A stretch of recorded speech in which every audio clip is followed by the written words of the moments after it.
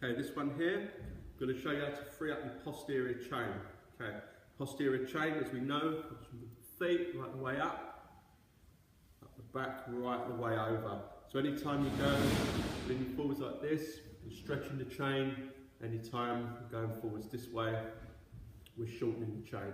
Okay, so I'm going to show you how to loosen up the feet. Any work you do on the feet, especially in the plantar fascia of the feet, is going to have a really good effect on the rest of the body. Okay, so anything you release here in the plantar fascia is going to come right the way up and start to free things up later on. Right.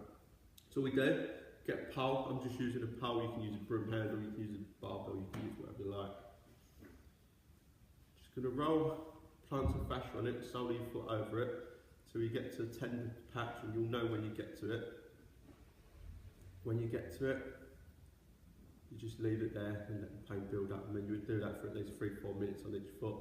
The more you do, the better, obviously. You do 10-20 minutes, it'd be even greater, but depends what time you've got. I'm just doing a few seconds just as a demonstration here, and then you're doing that on both legs. Okay, both feet, sorry. Okay, so you get to the spot. You get people, you come across people, they get to the sore spot and they just keep rolling backwards and forwards over it. To me, I'm not putting anyone else down here. Everyone has their own reasons for doing stuff. If it works for them, it's great. But for me personally, I don't. I find the spot and I stay on it. So I don't roll. If you've got a spot that's sore, just rolling backwards and forwards over that spot is just going to irritate it. And to me, I don't see any extra benefit of just going backwards and forwards over it. I like to stay on it, put a little bit of pressure on it, let that pressure build until I get a release. So I just roll, so I find the spot, I stay on it, let the pressure build until I get some kind of release. Okay, so then, my feet on the pole. Yeah, so we're in very slight. And then we come forwards here, keeping the back straight.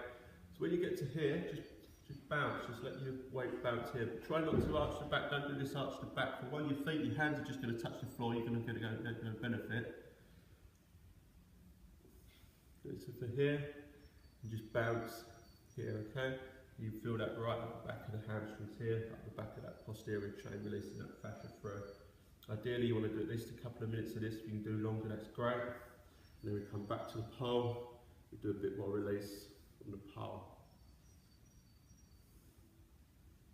Here, do another few minutes on each foot, or as long as you can stand. Same again, and then we come back to the pole again. Come down, keeping the back straight, and just bend and bounce. Okay, when we've done that, come here, keep the knees locked out, so we keep that connection.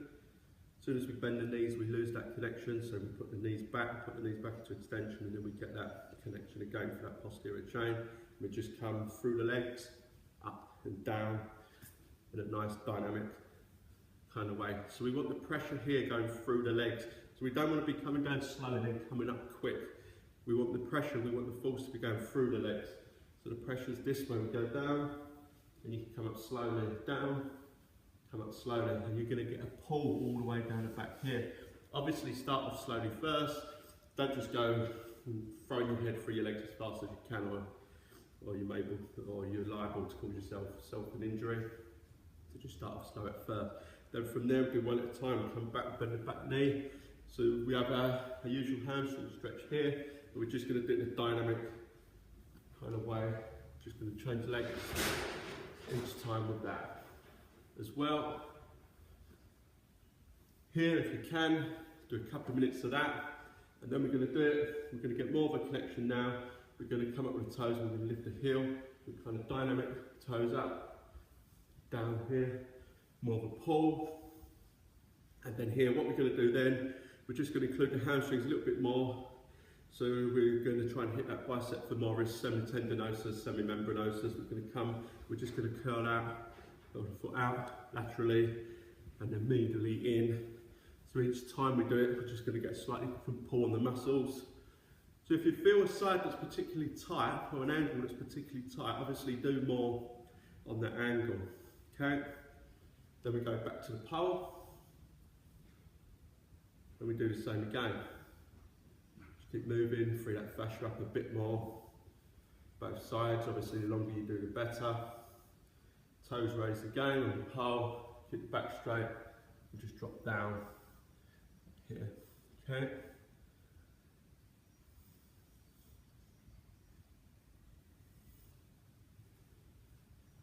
And then we do more through the legs, and then more either leg, either way. Then obviously the ins and the outs again, we don't need to keep going through, but that's basically the circuit.